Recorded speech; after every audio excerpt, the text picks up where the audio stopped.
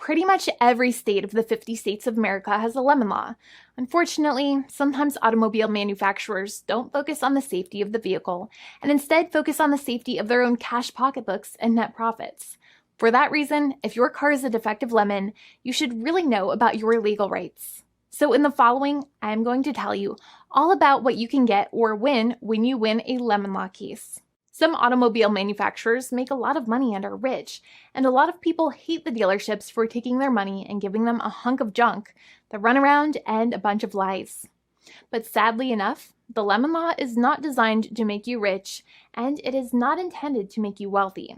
Instead, the law is designed in a way that is supposed to put you in the position that you would have been if the vehicle had not been defective. It is supposed to make you whole.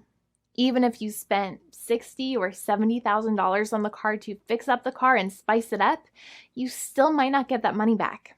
It really depends. Even though the dealership might have lied to you, given you the runaround, and then failed to do their part. That's why it is important to give them the lemon drop down.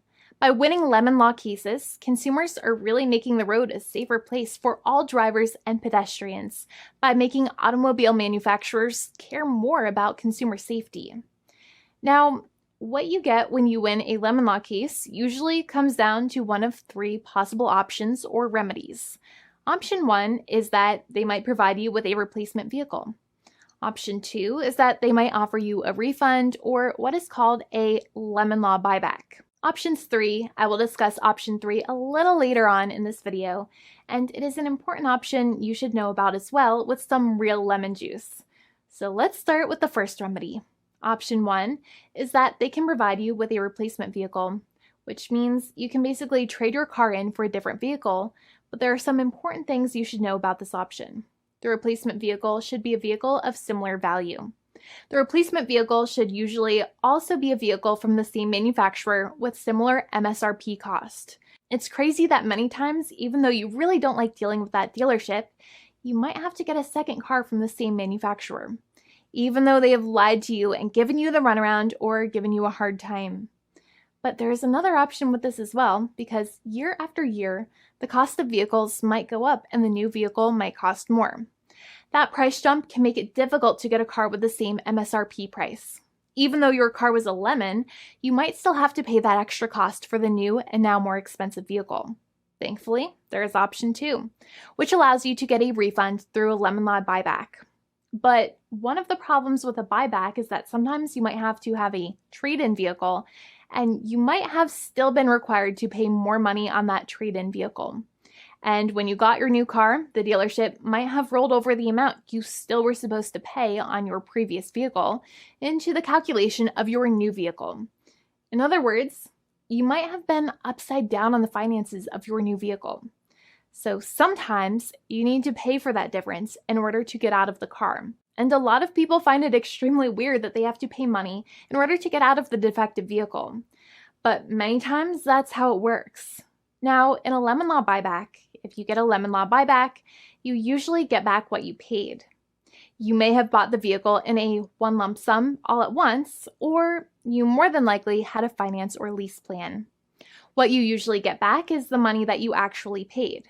Your hard-earned money that actually left your pocket and went straight into the pockets of the manufacturers. So think about it for a second and try to calculate about how much you paid. Think about the down payment and also add up all of the monthly payments that you have made for your car so far. It can add up to a lot of hard-earned money. In some cases, it can add up to $30,000 or more, but every case is different. Even though they accept that their vehicle is a lemon, many times the manufacturers still try to pinch pennies and also nickel and dime their customers. So they deduct certain fees during the negotiations, such as an offset for mileage for the portion of time that your vehicle did not have problems. Sometimes it is legal for manufacturers to deduct such things from the settlement you end up getting, but many times they may be doing so incorrectly or it might be taking away too much of your personal money. Having a powerful negotiator and experienced attorney by your side can be very helpful. In addition, most lawyers do not charge you out of your own pocket for their attorney's fees and court costs. Many attorneys only get paid if they win, and if they don't win, they just don't get paid anything. Lots of attorneys spend their own money on your case, and the attorney might never get the money back. But it may make sense for the lawyer to take that risk if you have a strong case. It reminds me of being a kid and selling lemonade and spending my piggy bank coins and quarters to make the lemonade, even though I was never sure if I would make my money back. But when I made amazing lemonade, everybody would want it. We would all be happier as a result. Option 3 is that sometimes a manufacturer might simply pay you a settlement in what is called a cash and keep procedure. That's when you keep the car, but you get paid some compensation for all of the headaches and defects the vehicle caused. Even if you don't have a clear lemon law case, the manufacturer might still make a good faith offer to settle the matter and get it off of their heads. In many situations, even though the settlement might be less than a full buyback of the vehicle, it might make sense for you to accept that offer depending on your goals. In addition, it's usually required that the problems happened while your car was under warranty or extended warranty. Even if you no longer have warranty, but your problems happened while your vehicle was under warranty, you might still have a case. However, without any warranty, you cannot have a lemon law case in most situations. However, you might still have some legal protections such as breach of contract, auto fraud, or something else. The founding attorney of the law firm, Jimmy and I, would love to speak to you. The consultation is completely free, and the team of lawyers can speak to you and review any documents you have for the vehicle, such as your vehicle purchase agreement and repair invoices.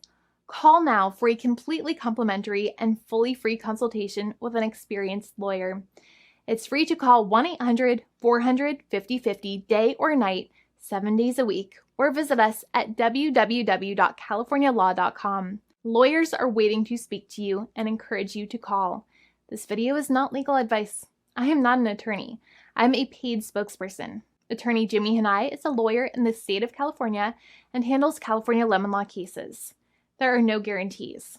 This legal advertisement is by lawyer Jimmy Hanai of CaliforniaLaw.com.